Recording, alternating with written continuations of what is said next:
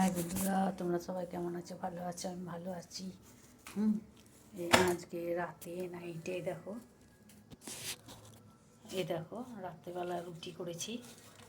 এই যে ছেলের বউ খাবে, রুটিও খেতে পারে ভাতও খেতে পারে, ওর জন্য আর শ্বশুরের জন্য রুটি হয়েছে। ভাত খেলে খাবে, হ্যাঁ। আর রুটি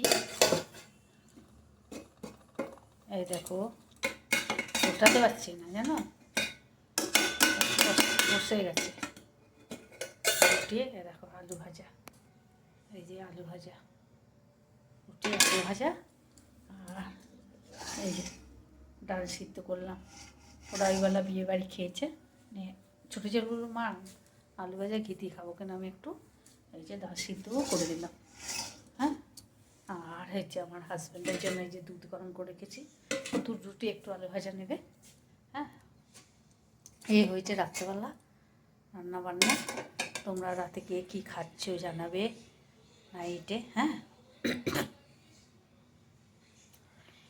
রাতে কে কী খাচ্ছ, তাহলে এখন রাখি। তোমরা সবাই খুব ভালো থেকো, সুস্থ থেকো, সাবধানে থেকো। এখনো মতো tata, bye bye, see you.